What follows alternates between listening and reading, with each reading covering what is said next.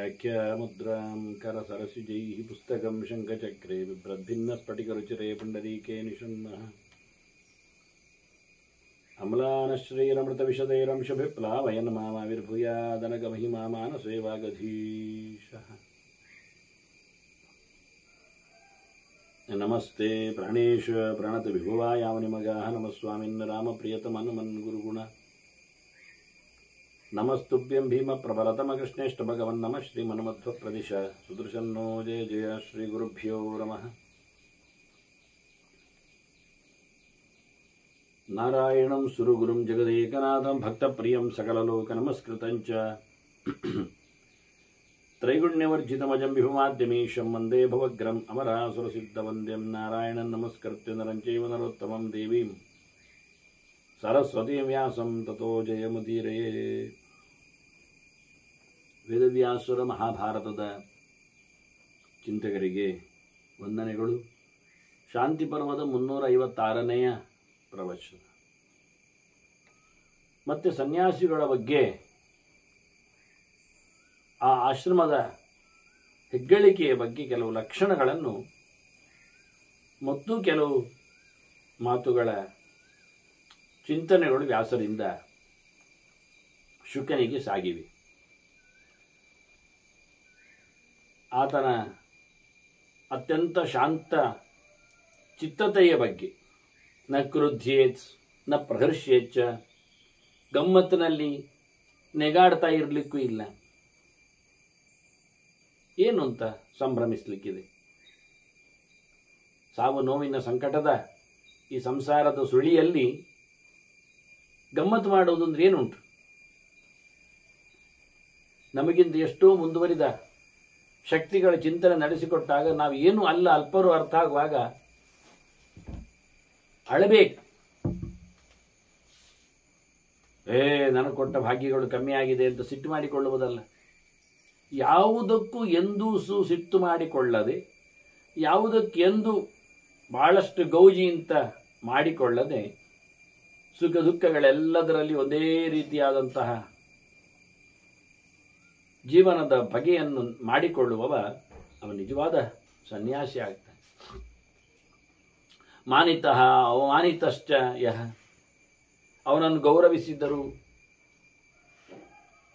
ಅವನನ್ನು ಗೌರವ ಮಾಡದಿದ್ದರು, ಸನ್ಮಾನ ಮಾಡಿಲ್ಲ, ರೆಕಗ್ನೈಸ್ ಆಗಲಿಲ್ಲ, ಗುರುತಿಸಲಿಲ್ಲ, ನಮಿಸಲಿಲ್ಲ, ಏನಾದರೂ ತಟಸ್ಥನಾಗಿ ಯಾವುದು ಏನು ಆಗದಿರುವವರ ಹಾಗಿರಬೇಕು. ಮಾಡಿದವರ ಮೇಲೂ ಮಾಡದವರ ಮೇಲೂ ಕಾರಣಭೂತರಾದವರ ಮೇಲೂ ಕೋಪಿಸಿಕೊಳ್ಳದೆ, ಸರ್ವಭೂತೇಶು ಅಭಯದ, ಎಲ್ಲರಲ್ಲಿಯೂ ಎಲ್ಲ ರೀತಿಯಲ್ಲಿಯೂ ಹಿಂದೆ ಹೇಳಿದಾಗೆ ಸರ್ವೇಶಾಂ ಅಭಯಂ ದತ್ತಮಯ ಅಂತ ಹೇಳಿ ಒಂದಿನಿತೂ ತ್ರಿಕರಣಪೂರ್ವಕವಾಗಿ ಅವರಿಗೆ ತೊಂದರೆ ಮಾಡದೇ ಇದ್ದರೆ ಅಂಥವನನ್ನು ಅತ್ಯಂತ ಎತ್ತರದ ಜನ, ಜ್ಞಾನಿ, ದೇವರೆಡೆಗೆ ಸಾಗುವವ, ಇಲ್ಲಿನ ನೆಲದ ದೊಡ್ಡ ಶಕ್ತಿಯಿಂದ ತನ್ನ ದೇವಾಹ ಬ್ರಾಹ್ಮಣಂ ವಿದು, ನಿಜವಾಗಿ ಬ್ರಾಹ್ಮಣ ಅಂದರೆ ಅವನೇ. ಭಗವಂತನ ಬಗ್ಗೆ ಎಚ್ಚರ ಇರಲಿಕ್ಕೆ ಹೋಗಿ ಎಲ್ಲೆಡೆ ತುಂಬಿದ ಭಗವಂತನನ್ನು ಒಂದು ಚೂರು ಘಾಸಿಗೊಳಿಸದಂತೆ ತನ್ನ ಬದುಕನ್ನು ರೂಪಿಸಿಕೊಳ್ಳುವ. ನಾಭಿನಂದೇತ ಮರಣಂ ನಾಭಿನಂದೇತ ಜೀವಿತಂ, ಸಾವು ಬರಲಿ ಅಂತಲೂ ಸಂಭ್ರಮಿಸಬಾರದು, ಬದುಕಿದ್ದೇನಲ್ಲ ಅಂತ ಹೇಳಿಯೂ ಗೌಜಿಗದ್ದಲ ಮಾಡಬಾರದು, ಬದುಕಿಗಾಗಿ ಹಂಬಲಿಸಬಾರದು, ಹಾಗೆಯೇ ಸಾವಿಗಾಗಿಯೂ ಹಂಬಲಿಸಬಾರದು, ಸಾವಿಗಾಗಿ ಹೆದರಲು ಬಾರದು, ಬದುಕಿಗಾಗಿ ಹೆದರಲೂಬಾರದು. ಒಂದು ಸತ್ತರ ಸಾಕು ಅಂತ ಹಾಗೆಲ್ಲ ಕಾಣಬಾರದು. ಸಾಯಲಿಕ್ಕೆ ತಯಾರಾಗ್ತಾ ಇದ್ದೇನೆ ಅನ್ನತಕ್ಕ ನೆಲೆಯಲ್ಲಿ ತನ್ನ ವೃತ್ತಿ ಅಂತ ತಿಳ್ಕೊಳ್ಬಾರದು. ನೋಡಿ, ಕೊನೆಯ ಹಂತದಲ್ಲಿ ಒಂದೊತ್ತಿನ ಊಟ, ಎಲ್ಲದರ ಮೌನ, ಅಗ್ನಿಯ ತ್ಯಾಗ ಎಲ್ಲ ಹೇಳಿದ್ದರಿಂದ ಇನ್ನು ಕೆಲವೇ ದಿವಸದಲ್ಲಿ ನಾನು ಸಾಯ್ತೇನೆ, ಸಾಯಬೇಕು ಅಂದರೆ ಅವನಿಗೆ ಕಷ್ಟ ಆಗ್ತದೆ. ಅದು ನಡೆಸಿಕೊಂಡು ಹೋದಾಗ 3 ಹೊತ್ತು ಸ್ನಾನ, ಮೌನ, ಏಕಪ್ರಕಾರಕವಾದ ಧ್ಯಾನ, ಜೊತೆಯಲ್ಲಿ ಒಂದೇ ಆಸನ, ಇವೆಲ್ಲವನಿಗೆ ಮತ್ತೆ ಸಂಚಾರ, ತೀರ್ಥಕ್ಷೇತ್ರಾಟನ, ಒಂದೆಡೆ ಇಲ್ಲದೇ ಇರುವಿಕೆ, ಇವೆಲ್ಲವನಿಗೆ ಘಾಸಿ ಆಗ್ತದೆ ಮನಸ್ಸಿಗೆ, ದೇಹಕ್ಕೆ. ಹಾಗಾಗಿ ಇದೇ ರೀತಿಯಾಗಿ ಈ ಧರ್ಮದಲ್ಲೇ ಆದಷ್ಟು ಬೇಗ ಸಾಯುವುದು ಅಂತ ಈ ಅಷ್ಟು ನೋಡಿ, ಬದುಕಿನ 100 ವರ್ಷದಲ್ಲಿ ಅವನು ಒಂದೊತ್ತಿನ ಊಟದ, 3 ಹೊತ್ತು ಸ್ನಾನದ, ತೀರ್ಣ ಪೂರ್ಣವಾದ ಮೌನದ, ಬಹಳಷ್ಟು ಸಂಚಾರದ ದಿನಗಳನ್ನು ಎಷ್ಟು ಮಾಡಿದ್ದಾನೆ ಲೆಕ್ಕ ಹಾಕಿ. ಈಗಾಗಲೇ 4ನೇ ಆಯುಷ್ಯದಲ್ಲಿ ಅವನಿಗೆ ನಾವು 4ನೇ ಆಶ್ರಮವನ್ನು ಹಾಕಲಿಕ್ಕೆ ತೆರಳಲಿಕ್ಕೆ ಹೇಳಿದ್ದು. ಆಗಾಗಲೇ ಜರ್ಜರಿತನಿದ್ದಾನೆ. ಇಷ್ಟರವರೆಗೇನು ಮಾಡಿಲ್ಲ, 3 ಹೊತ್ತಿನ ಸ್ನಾನ ಏನು ಮಾಡಿಲ್ಲ, ಕಡ್ಡಾಯವಾಗಿ 1 ಹೊತ್ತಿನ ಊಟ ಮಾಡಲಿಲ್ಲ, ನಿಯಮೇನ ತಿರುಗಾಟವನ್ನು ನಡೆಸಲಿಲ್ಲ, ಸಹಜವಾಗಿ ನೆಲದಲ್ಲಿ ಮಲಗುವ, ಮಳೆಯನ್ನು ಒಡ್ಡುವ ಕತೆ ಬರಲಿಲ್ಲ. ಇವೆಲ್ಲ ದೊಡ್ಡ ದೊಡ್ಡ ಸಾಧನೆಗಳು. ಒಂದೊಂದು ದಿವಸ ಮಾಡಿದ್ದಕ್ಕೆ ಇಷ್ಟಿಷ್ಟು ದೊಡ್ಡ ಪುಣ್ಯ ರಾಶಿಗಳು ಬರ್ತಾವೆ. ತನ್ನ ಇವತ್ತಿನವರೆಗಿನ 3/4 ಭಾಗದ ವರ್ಷದಲ್ಲಿ ಮಾಡಿಲ್ಲವ, ಈಗ ಮಾಡ್ಲಿಕ್ಕೆ ಶುರು ಮಾಡಿದ ತಕ್ಷಣ ಸಾಯಲಿ ಅಂತ ಹೇಳಿಕೊಂಡ್ರೆ, ಮುಗಿದೋಗ್ಲಿ ಒಮ್ಮೆ ಅಂತಾದರೆ ಅದಾಗಬಾರದು. ಪೂರ್ಣ ಆಯುಷ್ಯದಲ್ಲಿ ಅವನದನ್ನು ನಡೆಸಿಕೊಡ್ಬೇಕು. ಮತ್ತು 10-25 ವರ್ಷ ಅವನು ಈ ನಮೂನೆಯ ಸಾಧನೆಯನ್ನು ಮಾಡಿಕೊಂಡಾಗ ಒಂದು ತೃಪ್ತಿ. ದೇಹ ಪಡೆದದ್ದಕ್ಕೆ ಕೊನೆಯ ಗಳಿಗೆಯಲ್ಲಿ ಆದರೂ ನಾನು ಚೆನ್ನಾಗಿ ಮಾಡುವ ಧರ್ಮಗಳನ್ನು, ಆಶ್ರಮ ಧರ್ಮಗಳನ್ನು ನಡೆಸಿಕೊಟ್ಟೆ. ಅದಕ್ಕಿಂತ ಮೊದಲಿದ್ದಾಗೆಲ್ಲ ಆಗುವುದಿಲ್ಲ, ಲೋಕ ಬಿಡುವುದಿಲ್ಲ, ಮನೆ ಮಾಳತೆ ಕೇಳುವುದಿಲ್ಲ, ಆಪದ್ಧರ್ಮಗಳೇ ಹೆಚ್ಚಿರುತ್ತವೆ. ಹಾಗೆ ಈಗ ಮಾಡ್ಬೋದಲ್ಲ, ಎಲ್ಲರೂ ಹೇಳೋದು ಹಾಗೆ. ರಿಟೈರ್ಡ್ ಆದ ನಂತರ ಎಲ್ಲ ಮಾಡಲಿಕ್ಕೆ ಒಂದೊಂದು, ಆದರೆ ಅವರಿಗೆ ಕೂಡುವುದಿಲ್ಲ ಎನ್ನುವುದು ಗೊತ್ತಿರುವುದಿಲ್ಲ. ಇರುವುದು ಸರಿ. ಮತ್ತೆ ಆಗ ಎಲ್ಲ ಆಗಿದೆ, ಇನ್ನು ಸತ್ರ ಆಯಿತು ಅಂತ ಹೇಳ್ತಾರೆ ಅವರು. ಪ್ರತಿಯೊಬ್ಬರು ಕೇಳುವಾಗ ಹಾಗೆ ಹೇಳೋದು, ಇನ್ನೆಂತ ಹೊರಡುವುದು ಅಂತಾರೆ. ಅಲ್ಲಪ್ಪ, ಇನ್ನು ನಿಜವಾಗಿ ಶುರು ಆಗುವುದು ಸಾಧನೆ ಮಾಡಲಿಕ್ಕೆ. ಇಷ್ಟವರೆ ಮಾಡಲಿಲ್ಲಲ್ಲ, ಇನ್ನು ಮಾಡಿ. ಈಗ ಬಿಸಿನೀರೇ ಆಗಬೇಕು ಸ್ನಾನಕ್ಕೆ ಅವರಿಗೆ. ಈಗ ಏಳುವುದು 7 ಗಂಟೆ ನಂತರ. ಔಷಧಗಳೆಲ್ಲ ಒಟ್ಟಿಗಿದ್ದಾವೆ ಅವರೊಟ್ಟಿಗೆ. ಪ್ರಯೋಜನ ಏನಾಯ್ತು ಈಗ? ಈಗ ಎಲ್ಲಿ ಮಾಡ್ತಾರೆ? ಮೈ ಬಿಡ್ತಾನೆ ಎಲ್ಲಿದ್ಯಾ? ಹೇಳುವುದು ಬಹಳ ಸುಲಭ. ಅದನ್ನ ಹೇಳ್ತಾರೆ ರಾಭಿನಂದೇತ ಮರಣಂ ಅಂತ. ಸಾವಿಗಾಗಿ ಕಾಯಬೇಡ, ಬದುಕನ್ನು ದೂಡಬೇಡ. ಹೇಗೆ ಉಂಟು ಹಾಗೆ. ಕಾಲಮೇವ ಪ್ರತೀಕ್ಷೇತ ನಿದೇಶಂ ಭೃತಗೋಯತ. ಕೆಲಸದವನು ಮಾಲೀಕನ ಮಾತಿಗೆ ಕಾಯುವಂತೆ ಎಂತ ಹೇಳ್ತಾರೆ ಅದನ್ನು ಮಾಡು. ಎಲ್ಲಿ ಹೇಳ್ತಾರೆ ಹಾಗೆ ನಡೆಸು. ಹಾಗೆ ದುಡ್ಡು ತಗೊಂಡು ಕೆಲಸ ಮಾಡುವವನು ಹೇಗೆ ಅವನು ಹೇಳುವ ಕೆಲಸಕ್ಕೋಸ್ಕರ ಕಿವಿ ಆಗ್ತಾನೋ, ಕಾಯ್ತಾನೋ, ರೆಡಿ ಆಗ್ತಾನೋ, ಹಾಗೆ ನಾವು ಕಾಲಕ್ಕೆ ಬೆಲೆ ಕೊಡಲಿಕ್ಕೆ, ಯಾವಾಗ ಕಾಲ ಕರಿತಾನೆ ಆವತ್ತು ಹೋಗ್ಲಿಕ್ಕೆ, ಯಾವಾಗ ಕೆಲಸ ಮಾಡಿಸ್ತಾನೆ ಆ ಶೋಧ ಮಾಡಲಿಕ್ಕೆ. ಆದ್ದರಿಂದ ಕಾಲದ ನಿರೀಕ್ಷೆ ಹೊರತು ಮತ್ತೇನು ಮಾಡಲಿಕ್ಕಿಲ್ಲವ. ಭಗವಂತನ ಚಿಂತನೆ ನಡೆಸ್ತಾ ದೇವರು ಕರೆದಾಗ ಹೋಗುವುದು. ಇರಬೇಕು ಅಂತಲಿಲ್ಲ, ಹೋಗಬೇಕು ಅಂತಲಿಲ್ಲ. ದೇವರು ಕೊಟ್ಟ ಹಾಗೆ ನಡಿಲಿಕ್ಕೆ, ಹೇಳಿದಾಗೆ ಮಾಡುತ್ತೆ. ಅನಭ್ಯಾಹದ ಚಿತ್ತಸ್ಯ ತನಭ್ಯಾಹತವಾಗಿ ಭವೇತ್. ಅವನ ಮನಸ್ಸು ಹಾಳಾಗಿರಬಾರದು, ಅವನ ಮಾತು ಕೆಟ್ಟದಿರಬಾರದು, ಹೊಡೆದಂಥ ಮಾತುಗಳು ಬರಬಾರದು, ನಿಂದೆ ಸ್ತುತಿ ಎಲ್ಲ ಸೇರಿರಬಾರದು. ಅಷ್ಟೇ ಅಲ್ಲದೆ ರಾಗದ್ವೇಷಗಳಿಗೆ ಮನಸ್ಸು ಹೋಗಿರಬಾರದು. ಮನಸ್ಸು ಹಾಳಾಗದೆ, ಮಾತು ಮುರಿಯದೆ ಬಹಳ ಅದ್ದೂರಿಯಾಗಿರತಕ್ಕ ಕೆಲಸವನ್ನದ್ದಾಗಬೇಕು. ನಿರ್ಮುಕ್ತ ಸರ್ವ ಪಾಪೇಭ್ಯ ನಿರಮಿತ್ರಸ್ಯ ಕಿಂಭಯ. ಮಾಡುವ ಅನ್ಯಾಯದಿಂದೆಲ್ಲ ದೂರನಾದವನಿಗೆ, ಯಾರ ಮೇಲೂ ಯಾವುದೇ ರೀತಿಯಾದಂತಹ ತಪ್ಪು ಕಲ್ಪನೆ ಇಲ್ಲದವನಿಗೆ, ಅವನು ಯಾರೊಬ್ಬನೂ ಶತ್ರುವೇ ಇಲ್ಲದಿದ್ದಾಗ ಅವನು ಯಾಕೆ ಹೆದರಬೇಕು? ಮೋಹಾತ್ ವಿಮುಕ್ತಸ್ಯ ತತಃ. ಎಲ್ಲ ಜಂಜಾಟಗಳಿಂದಲೂ ದೂರ ಇದ್ದಾನೆ, ತಪ್ಪು ಕಲ್ಪನೆಗಳನ್ನೆಲ್ಲ ಬಿಟ್ಟುಕೊಟ್ಟಿದ್ದಾನೆ, ಯಾವುದೇ ರೀತಿಯಾದಂಥ ಅಜ್ಞಾನಗಳಿಲ್ಲ ಆಗಿದೆ. ಇಂಥವನಿಗೆ ಹೆದರಿಕೆಯಾಗಿ ಬರಬೇಕು? ಯಾರಿಂದ ಹೆದರಬೇಕು ಅವನು? ಇಡೀ ಲೋಕಕ್ಕೆ ಒಳಿತನ್ನು ಬಯಸುವವನಿಗೆ ಯಾರಿಂದಲೂ ಹೆದರಿಕೆ ಯಾವತ್ತೂ ಇರುವುದೇ ಇಲ್ಲ. ಯಥಾ ನಾಗಪದೇ ಅನ್ಯಾನಿ ಪದಾನಿ ಪದಗಾಮಿನಾಂ ಏವಂ ಸರ್ವಂ ಅಹಿಂಸಾಯಾಂ ಧರ್ಮಾರ್ಥಂ ಅಭಿಧೀಯತೆ. ಯಾರಿಗೂ ಏನು ಹಿಂಸೆ ಮಾಡದೇ ಇರತಕ್ಕಂಥ ಅಭಯದ ದಾನ ಯಾರಲ್ಲಿದೆ, ಒಂದು ಅಹಿಂಸೆ ಪ್ರತಿಷ್ಠೆ ಆದರೆ ಇಡೀ ಯೋಗ ಅವನಲ್ಲಿ ದಕ್ಕಿದೆ ಅಂತ ಅರ್ಥ. ಇದು ಯೋಗಸೂತ್ರದ ಮಾತುವೇ ಹಾಗೆ. ಅಹಿಂಸಾಯಾಮ್ ಪ್ರತಿಷ್ಠಾಯಾಮ್ ಹೇಳಿಕೊಂಡು ಆರಂಭದ ವಿಷಯ ಅಹಿಂಸಾ ಪರಮೋ ಧರ್ಮ ಅಂತ ಇಡೀ ಕಡೆಯ ಗೆರೆ. ಯಾರನ್ನು ಯಾವುದೇ ರೀತಿಯಲ್ಲಿ ಆದರೂ ನಾವು ತೊಂದರೆ ಪಡಿಸಲಿಕ್ಕಿಲ್ಲ ಸುಮ್ಮನೆ, ಕಾರಣ ಇಲ್ಲದೆ, ಹೊಟ್ಟೆ ಇಚ್ಚಿನಿಂದ, ಇನ್ನು ಯಾವುದೋ ಒಂದು ಪ್ರಭಾವದಿಂದ. ಹಾಗಾಗಿ ಯಾರಿಗೂ ಹಿಂಸೆ ಮಾಡದಿರುವುದು ಎನ್ನುವುದು ಬಹಳ ದೊಡ್ಡದಾದಂತಹ ಧರ್ಮ. ಇದನ್ನೆಲ್ಲರೂ ಒಪ್ಪಿಕೊಂಡಿದ್ದಾರೆ. ಈ ಧರ್ಮವನ್ನು ಹೇಗೆ ಆನೆ ಹೋಗಿಬಿಟ್ರೆ ಇನ್ನು ಯಾವ ಪ್ರಾಣಿ ಹೆಜ್ಜೆಯೋ ಅದರೊಳಗೆ ಮುಳುಗ್ತದೆ, ಹೊಸದು ತೋರಿಸಬೇಕಾಗಿಲ್ಲ. ಅಷ್ಟು ದೊಡ್ಡದು ಹೆಜ್ಜೆ ಅದು ಆನೆ. ಸರ್ವಂ ಗಜಪದೇ ಮಗ್ರಂ ಹೇಳಿದಾಗ ಅದರಂತೆ ಅಹಿಂಸೆ ಒಂದು ಆಗಿಬಿಟ್ರೆ ಇನ್ನೆಲ್ಲ ಯೋಗಶಾಸ್ತ್ರದ ನಿಯಮಗಳು ಅವನಿಗೆ ಒಗ್ಗಿಕೊಂಡಿವೆ ಅಂತ ಅರ್ಥ.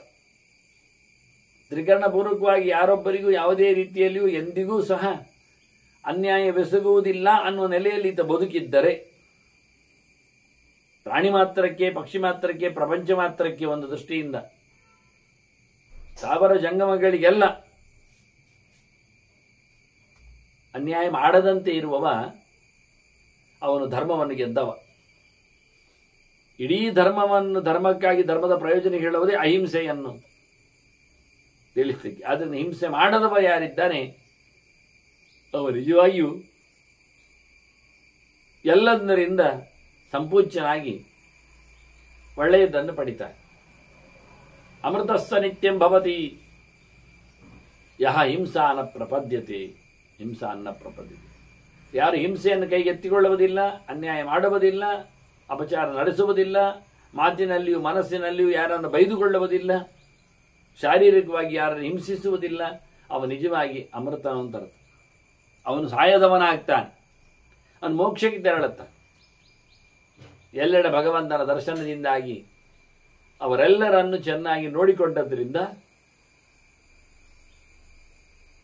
ಇಡೀ ವಿಶ್ವದಲ್ಲಿ ನೆಲೆಗೊಂಡ ಭಗವಂತ ಪ್ರಸನ್ನನಾಗ್ತಾನೆ ಅವನಿಗೆ. ಅಹಿಂಸಕಃ ಸಮಃ ಸತ್ಯಃ ಧೃತಿಮಾನ್ ನಿಯತೇಂದ್ರಿಯ ಶರಣ್ಯ ಸರ್ವಭೂತಾನಾಂ ಗತಿಮಾಪ್ನೋತಿ ಅನ್ನೋತ್ತಮ.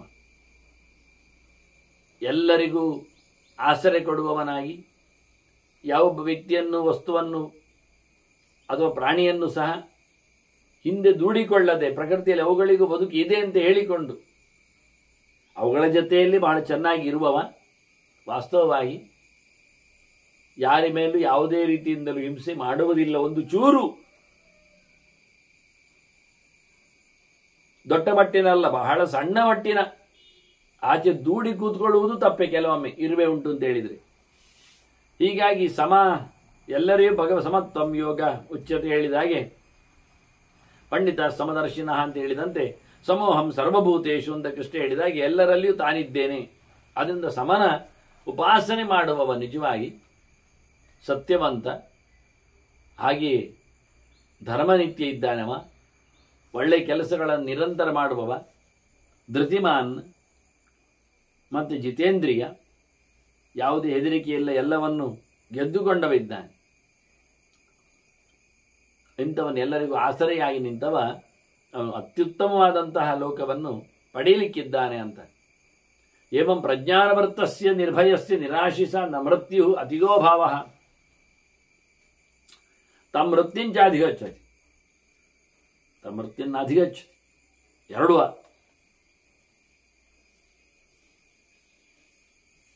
ಎಲ್ಲರಲ್ಲಿಯೂ ಭಗವಂತನ ದರ್ಶನ ಮಾಡಿಕೊಳ್ಳುವ ಈತನಿಗೆ ದೇವರ ಎಚ್ಚರ ಆಗಲಿಕ್ಕೆ ಹೋಗಿ ಪ್ರಜ್ಞಾನವೃತ್ತ ಇವ. ಜ್ಞಾನ ಉಂಟು, ಪ್ರಜ್ಞಾನ ಉಂಟು, ಪರಿಪೂರ್ಣವಾದ ಎಚ್ಚರ ಉಂಟು, ಭಗವಂತನ ದರ್ಶನ ಆಗಿದೆ. ಹೀಗಾಗಿ ಇಂಥವನು ಪ್ರಜ್ಞಾನ ವೃತ್ತನು ನಿರ್ಭಯನಾಗಿರುತ್ತಾನೆ. ಯಾವುದೇ ಆಸೆ ಆಕಾಂಕ್ಷೆಗಳಿಗೆ ಬೆಳಿ ಬಿದ್ದಿರುವುದಿಲ್ಲ, ಯಾವುದನ್ನು ಇಷ್ಟಪಡುವುದಿಲ್ಲ ಅವನು. ಅಂಥವನು ನಿಜವಾಗಿ ಮೃತ್ಯುವನ್ನೇ ಗೆದ್ದಿರುತ್ತಾನೆ. ಅವನನ್ನು ಮೃತ್ಯು ಬಡಿಯುವುದಿಲ್ಲ, ಅವನನ್ನು ದಾಟುವುದಿಲ್ಲ, ಅವನಿಗಿಂತ ಅತಿಕ್ರಮಿಸಿ ತಾನು ಮೆರೆಯುವುದಿಲ್ಲ. ಮರಣ ದೇವತೆಯಲ್ಲಿ ಇವನ ಧರ್ಮಕ್ಕಾಗಿ ಬಗ್ಗಿಬಿಡುತ್ತದೋ ಅಂಥ ವ್ಯವಸ್ಥೆ ವಿಮುಕ್ತಂ ಸರ್ವಸಂಖ್ಯೇಭ್ಯ. ಯಾರ ಹಂಗು, ಯಾರ ಟಚ್ಚು, ಯಾವುದರ ಸಂಪರ್ಕಕ್ಕೂ ಒಳಗಾಗಿಕೊಳ್ಳದವ ಇವ. ಎಲ್ಲವನ್ನು ತೊರೆದು ಬಿಟ್ಟಿದ್ದಾನೆ. ಇವತ್ತು ಹೇಗಿದ್ದಾರೆ? ಮುನಿ ಆಕಾಶವಸ್ಥಿತ, ಅವನು ಮೌನ. ಮುನಿ ಆಕಾಶವತ್, ಆಕಾಶದಾಗಿ ತಟಸ್ಥವನಾಗಿ, ಅದಕ್ಕೆ ಯಾವುದೇ ಗಾಳಿಯ ಸಂಪರ್ಕ ಆದರೂ ಅದರಲ್ಲಿ ಏನಾಗುವುದಿಲ್ಲ. ಆ ಗಾಳಿ ಬೆಂಕಿಯನ್ನು ಹೊತ್ಕೊಂಡು ಬಂದರೂ ಅದಕ್ಕೇನಾಗುವುದಿಲ್ಲ. ಅದೇ ಬೆಟ್ಟ ಗುಡ್ಡಗಳ ರೂಪದಲ್ಲಿ ನೆಲೆಗೊಂಡರೂ, ಅಲ್ಲೆಲ್ಲ ಹರಡಿ ಹೋದರೂ ಅದರಲ್ಲಿ ಯಾವುದೇ ರೀತಿಯಾಗಿರತಕ್ಕಂತಹ ಸಂಪರ್ಕ ಆಕಾಶಕ್ಕೆ ಆಗುವುದಿಲ್ಲ. ಹಾಗೆ ನಿರಾಲಂಬನಾಗಿ ಏಕಪ್ರಕಾರನಾಗಿ ಪ್ರಕೃತಿ ಧರ್ಮಕ್ಕೆ ಒಗ್ಗಿಕೊಳ್ಳದೆ, ಅಂಟಿಕೊಂಡರು ಅಂಟಿಸಿಕೊಳ್ಳದಂತೆ ಇದ್ದರೆ ಅವನು ಖಂಡಿತವಾಗಿಯೂ ಯೋಗ್ಯನೆನಿಸ್ತಾನೆ. ಅಸ್ವಂ ಏಕಚರಂ ಶಾಂತಂ, ತನ್ನದು ಅಂತ ಏನೂ ಇಲ್ಲ, ಒಬ್ಬಂಟಿಗನಾಗಿರ್ತಾನೆ. ಆಚೀಚೆ ಹೋಗುವಾಗ ಯಾವುದೇ ರೀತಿಯಾದ ವ್ಯಗ್ರತೆ ಇಲ್ಲ ಅವನಿಗೆ. ಹಾಗಿದ್ದಾಗ ಅವನನ್ನು ದೇವತೆಗಳು ಒಳ್ಳೆ ತಿಳಿದವ, ಜ್ಞಾನಿ, ಉತ್ತಮನಿದ್ದಾನೆ ಅಂತ ಕನ್ಸಿಡರ್ ಮಾಡ್ತಾರೆ. ವಾಸ್ತವವಾಗಿ ಬದುಕು ಯಾಕೆ ಬೇಕು ಪ್ರಶ್ನೆ. ಬದುಕುವುದರಿಂದ ನಾವು ಏನನ್ನು ಪಡಿತೇವೆ ಎನ್ನುವ ಯೋಚನೆ. ಜೀವಿತಂ ಯಸ್ಯ ಕರ್ಮ ಧರ್ಮಾರ್ಥಂ ಧರ್ಮೋ ಹರಿಯರ್ಥಮೇವ ಚ. ಬದುಕುವುದು ಧರ್ಮ ಮಾಡಲಿಕ್ಕೆ ಅಂತ ಆಗಿಬಿಟ್ರೆ, ಸಮಯ ಇರುವುದು, ಸಂಪತ್ತಿರುವುದು, ನಾವಿರುವುದು ಎಲ್ಲವೂ ಧರ್ಮ ನಡೆಸಿಕೊಳ್ಳಲಿಕ್ಕೆ ಅಂತ ಅರ್ಥ. ಆದರೆ ಧರ್ಮ ನಡೆಸಿಕೊಟ್ಟು ಮಾಡೋದೇನು ಕೇಳಿದರೆ ಅದು ದೇವರಿಗೆ ಪ್ರೀತಿಯಾಗಿ ಧರ್ಮವನ್ನು ಭಗವಂತನಲ್ಲಿಗೆ ಸಮರ್ಪಿಸುವ ಮೂಲಕ ಮಾಡಿದ ಕರ್ಮ ಅದು ಸಂಸ್ಕಾರಿತವಾಗಿದ್ದರೆ, ಎಚ್ಚರವುಳ್ಳಂತಾದರೆ ಅದು ಧರ್ಮ ಆಗ್ತದೆ. ಆ ಧರ್ಮ ಭಗವಂತನಿಗೆ ಸಮರ್ಪಣೆ ಆಗುವಾಗ ಮತ್ತೆ ಅಷ್ಟೇ ಶುದ್ಧವಾದ ನೆಲೆಯಲ್ಲಿ ನೀಡಿದಾಗ ಅದು ಅತ್ಯುತ್ತಮವಾದ ಫಲವನ್ನು ಕೊಡಲಿಕ್ಕೆ ಸಮರ್ಥ ಆಗ್ತದೆ. ಹೀಗೆ ಧರ್ಮವು ದೇವರಿಗೆ ಆಗಿ ಅಹೋರಾತ್ರಶ್ಚ ಪುಣ್ಯಾರ್ಥ, ದಿನ ಪ್ರತಿನಿತ್ಯವೂ ಒಳಿತನ್ನು ಮಾಡಲಿಕ್ಕೆ, ಉದಾತ್ತತೆಗಾಗಿ ಕೆಲವರಿಗೆ ವೀಕೆಂಡ್ ಮಾತ್ರ ಆಗ್ತದೆ, ಕೆಲವರಿಗೆ ಮಂತ್ ಎಂಡ್, ಕೆಲವರಿಗೆ ವೆಕೇಷನ್ಗಳಲ್ಲಿ ಮಾತ್ರ, ವಾರ್ಷಿಕವಾಗಿಯೂ ಅರ್ಧವಾರ್ಷಿಕವಾಗಿಯೂ, ಮತ್ತು ಕೆಲವರಿಗೆ ಇಯರ್ ಎಂಡ್. ಇನ್ನೂ ಆಚೆ ಹೋದವರಿಗೆ ಕೆಲವರಿಗೆ ಲೈಫ್ ಎಂಡೇ. ಮತ್ತೆಂದು ಮಾಡೋದು, ಸಾಯುವಾಗ ಮಾಡ್ತೇನೆ ಅಂತ ಹೇಳಿದವರು ಇರಬಹುದು, ಇನ್ಯಾವಾಗ ಉಪಯೋಗ ಆಗ್ತದೆ? ಇವರು ಹೇಳ್ತಾರೆ ಹಗಲು ರಾತ್ರಿ ಎನ್ನದೆ ದೇವರ ಸ್ಮರಣೆ ಆಗಬೇಕು ಅಂತ.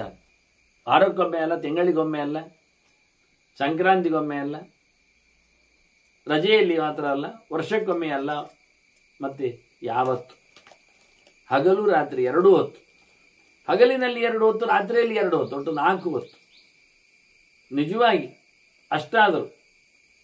ಹಾಗಾಗಿ ಯಾರು ಪುಣ್ಯ ಸಂಪಾದನೆಗಾಗಿ ತಮ್ಮ ಪ್ರತಿನಿತ್ಯವನ್ನು ಮೀಸಲಿಡ್ತಾರೋ, ಪ್ರತಿನಿತ್ಯ ಲೋಕವಾರ್ತೆಗಾಗಿ ತೆರಳದೆ ದೇವವಾರ್ತೆಗಾಗಿ ಯಾರು ತಮ್ಮನ್ನು ತೊಡಗಿಸಿಕೊಳ್ಳುತ್ತಾರೋ, ವಾಸ್ತವವಾಗಿ ಅಂಥವರನ್ನು ಉತ್ತಮನು, ದೇವರಡೆಗೆ ಸಾಗಿದವನು ತಂದೇವಾಹ ಬ್ರಾಹ್ಮಣಂ ಇದು ಅಂತಾರೆ.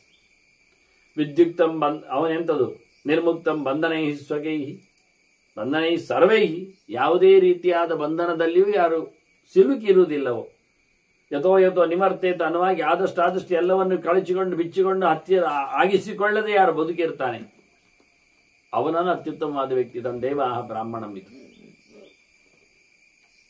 ಹೇಳಿದ ಮಾತುಗಳಲ್ಲೇ ಅನೇಕ ಆಯಾಮಗಳಿಂದ ಮುಕ್ತನ ಲಕ್ಷಣಗಳನ್ನು ಹೇಗಿರ್ತಾನೆ, ಹೇಗಿರಬೇಕು, ಆಗಲಿಕ್ಕೆ ಹೇಗೆ ಆಗ್ತದೆ, ಸನ್ಯಾಸಿಯ ಕಥೆಯನ್ನು ಅನ್ನೋದರ ಬಗ್ಗೆ ಒಂದು ಸುಮಾರು ಸುಂದರವಾದಂತಹ ಸಂಕ್ಷೇಪ ಚಿತ್ರಣವನ್ನು ಮತ್ತೆ ವ್ಯಾಸರು ತಿಳಿಸಿಕೊಡುತ್ತಾರೆ.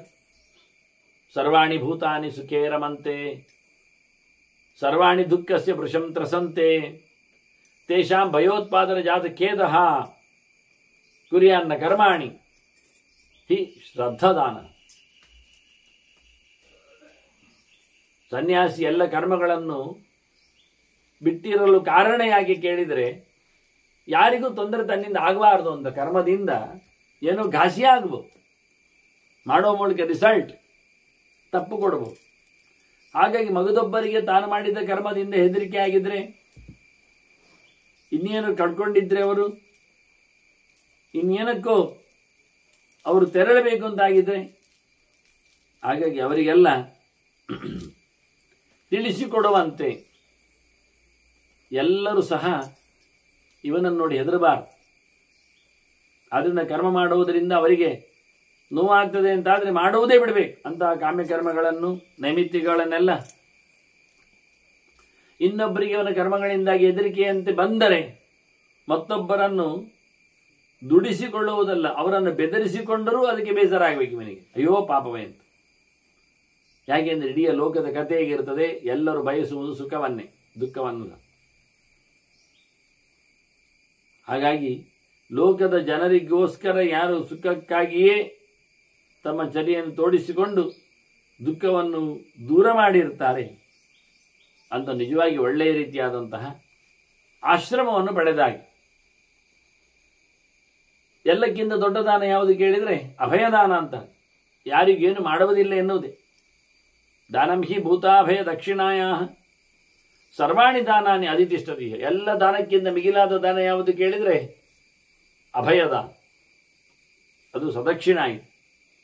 ಅವರ ಜೀವನ ಮೌಲ್ಯ ಅದು ಬದುಕಿರ್ತದೆ, ಉಳಿತದೆ. ಹೀಗಾಗಿ ಅತ್ಯುತ್ತಮವಾದಂತಹ ಧರ್ಮದಲ್ಲಿ, ಅಹಿಂಸೆಯ ಧರ್ಮದಲ್ಲಿ ಇರ್ತಾನವ, ಆದ್ದರಿಂದ ಅತ್ಯುತ್ತಮವಾದ ಸ್ಥಾನವನ್ನು ಪಡಿತಾನೆ.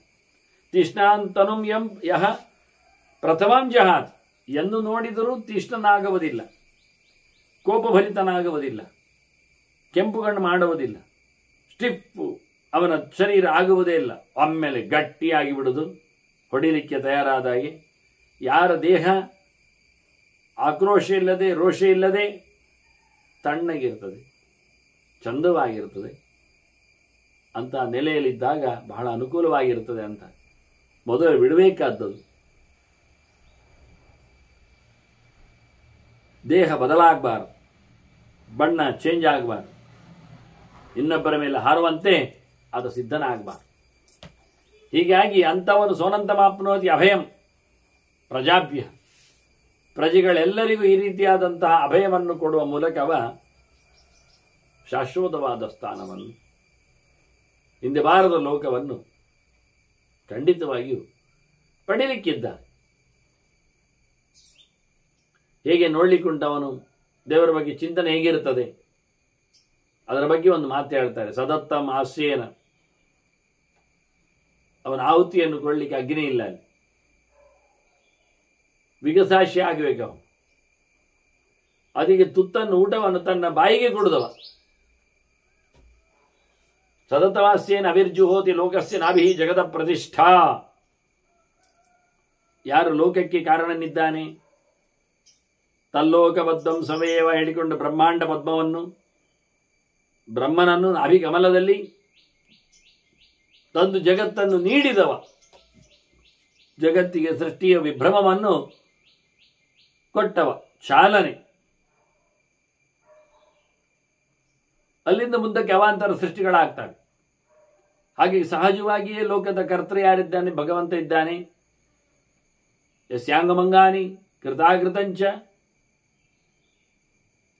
ಇವೆಲ್ಲ ಮಾಡಿದ್ದೆಲ್ಲ ತಪ್ಪಿರಲಿ ಒಪ್ಪಿರಲಿ, ನಿನ್ನೆದ್ದಿರಲಿ ನಾಳೆದ್ದಿರಲಿ, ಮಾಡದೇ ಇರುವಂಥದ್ದಾಗಲಿ ಮಾಡಿದ್ದೇ ಆಗಿರಲಿ, ತಿಳಿದು ಮಾಡಿರಲಿ ತಿಳಿದೇ ಮಾಡಿರಲಿ, ಎಲ್ಲಕ್ಕೂ ಸ್ವಾಮಿ ಅವನೇ ಇರುವುದು. ಈ ದೇಹ, ಈ ಅವಯವಗಳು, ಅಲ್ಲಿಂದ ಮಾಡಲ್ಪಟ್ಟಂತಹ ಕ್ರಿಯೆಗಳು, ಇವೆಲ್ಲವನ್ನು ಸಹ ಒಳಗೆ ಕೂತಿರತಕ್ಕಂತಹ ವಿಶ್ವ ನರನಲ್ಲಿ ತುಂಬಿದ ವೈಶ್ವಾನರ, ಎಲ್ಲರಲ್ಲಿ ಬಂದಿರತಕ್ಕಂಥ ಭಗವಂತ ಸರ್ವವಿಧಂ ಪ್ರಭೇದೇ. ಅವನ ಬಾಯಲ್ಲಿ ಹಾಕಿದ ಹವಿಸ್ಸನ್ನು ಅವನು ಪಡೀತಾನೆ. ಅವನಲ್ಲಿ ಇದ್ದಾನವ.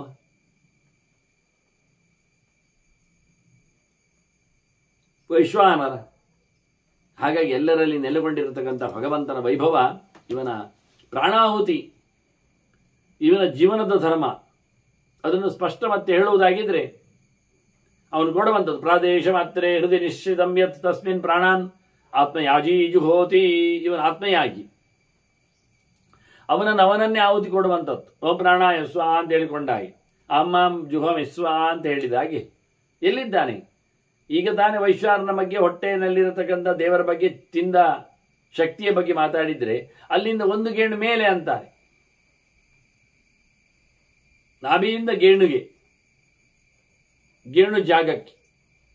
ಪ್ರಾದೇಶ ಮಾತ್ರೇ ಹೃದಯ ನಿಶ್ಚಿತಂ ಯತ್, ಅದು ಹೃದಯ, ಅಲ್ಲಿ ಕೂತವನು ದೇವರು. ತಸ್ಮಿನ್ ಪ್ರಾಣಾನ್ ಆತ್ಮಯಾದಿಯು ಹೋತಿ. ಅವನಲ್ಲಿ ಸನ್ಯಾಸಿ ಪ್ರಾಣಗಳನ್ನು ಆಹುತಿ ಕೊಡ್ತಾ ಇದ್ದಾನೆ. ತನ್ನ ಬದುಕನ್ನೇ ಸಮರ್ಪಿಸಿಕೊಳ್ಳುವ ರೀತಿ ಇದು. ತಸ್ಯ ಅಗ್ನಿಹೋತ್ರಂ ಹುತಂ ಅವನು ಕೊಟ್ಟಿರತಕ್ಕಂಥ ಅಗ್ನಿಹೋತ್ರದ ಆಹುತಿ ಅದು ಮಾನಸವಾದ ಆತ್ಮಸಂಸ್ಥಂ ಸರ್ವೇಷು ಲೋಕೇಶು ಸದೈವತೇಶು. ಅದು ಇಡೀ ಲೋಕಕ್ಕೆ ಸಿಗ್ತದೆ. ಅವನು ತನ್ನ ಅಂತರ್ಯಾಮಿಯಾದ ಒಳಗೆ ಕೂತ ಭಗವಂತನಿಗೆ ತನ್ನನ್ನು ತಾನು ಸಮರ್ಪಿಸಿಕೊಂಡರೆ ಆತ್ಮಯಾಗ ಆ ಭಗವಂತ ಎಲ್ಲೆಡೆ ತುಂಬಿರಲಿಕ್ಕೆ ಹೋಗಿ ಅವು ಕೊಟ್ಟ ಆಹುತಿಗಳಿಂದ ಎಲ್ಲರಿಗೂ ತೃಪ್ತಿ ಆಗ್ತದೆ, ಎಲ್ಲರಿಗೂ ಸಿಗ್ತದೆ, ಎಲ್ಲ ದೇವತೆಗಳಿಗೆ. ದೈವಂ ತ್ರಿಧಾತಂ ಅದರ ಹಾಗೆ ತ್ರಿವೃತಂ ಸುಪರ್ಣಂ ಯೋ ವಿದ್ಯುರಗ್ರ್ಯಾಂ ಪರಮಾರ್ಥತಾಂಚ.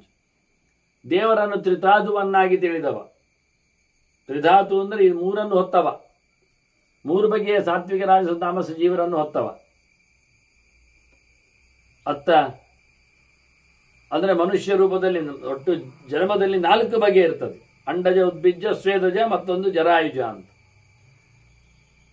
ಇಂಥ ಪ್ರಕಾರಗಳಲ್ಲಿ ಅವನು ನೆಲೆಗೊಂಡಿದ್ದಾನೆ, ತಂದಿದ್ದಾನೆ.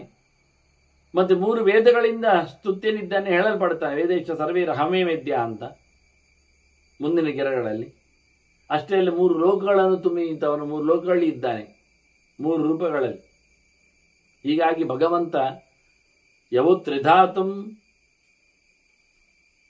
ಅದರಂತೆ ತ್ರಿವೃತಂ ಸುಪರ್ಣಂ 3 ಧಾರಣೆ ಮಾಡಿದ್ದಾನೆ, 3 ತಂದುಕೊಟ್ಟಿದ್ದಾನೆ. 3 ದಾನಶಕ್ತಿ ಇದೆ. 3 ಅದರಲ್ಲಿ ಸಹ ಪ್ರಕೃತಿ, ಪುರುಷ, ಕಾಲ ಅದು ಆಗ್ತದೆ, ಅದು ಉಂಟು ಹೊರಗಿನಿಂದ ನೋಡಿಕೊಂಡಾಗ.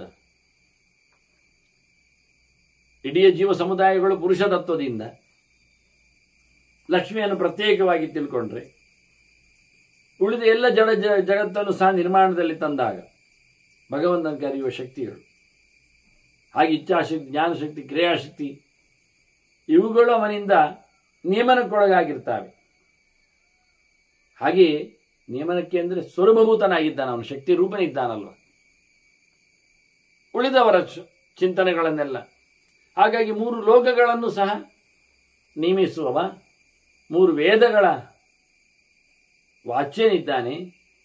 ಹೀಗಾಗಿ ಅಂಥ ಭಗವಂತನನ್ನು ಸುಪೂರ್ಣಂ ಪರಿಪೂರ್ಣನಾದ ಭಗವಂತನನ್ನು ಯಾರು ಅತ್ಯುತ್ತಮನು ಅಂತ ತಿಳಿತಾನೆ. ಅಗ್ರ್ಯಾಂ ಪರಮಾರ್ಥದಾಂಚ ಬಹಳ ದೊಡ್ಡ ಮಟ್ಟಿನ ಲೋಕಕ್ಕೆ ಪ್ರಯೋಜನಕಾರಿಯಾಗಿ ನಿಂತಿದ್ದಾನೆ. ದೇವರೇ ಅವನನ್ನೇ ಪಡಿಬೇಕು.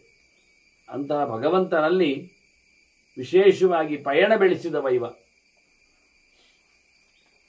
ಸರ್ವಲೋಕೇಶು ಮಹೀಯಮಾನಾಹ ತೇ ಸರ್ವಲೋಕೇಶು ಮಹೀಯಮಾನಾಹ ಅಂತ ಪರಮಾತ್ಮನಿಗೆ ತಾವು ಆಹುತಿಯನ್ನು ಕೊಡ್ತೇನೆ ಅಂತ ತಿಳ್ಕೊಂಡ್ರೆ, ಅಂತ ಪರಮಾತ್ಮನ ಎತ್ತರವನ್ನು ಗಮನಿಸಿಕೊಂಡ್ರೆ, ಗುರುತಿಸಿಕೊಂಡ್ರೇನೆ ಅವರು ಇಡೀ ಜಗತ್ತಿನಲ್ಲಿ, ಲೋಕದಲ್ಲಿ, ಎಲ್ಲರ ಜನರಲ್ಲಿ ಮಹಿಮಾವಂತರು ಅನಿಸಿಕೊಳ್ತಾರೆ, ಪೂಜ್ಯರಾಗ್ತಾರೆ, ಮೆರವಣಿಗೆಗೆ ಸಿಗ್ತಾರೆ.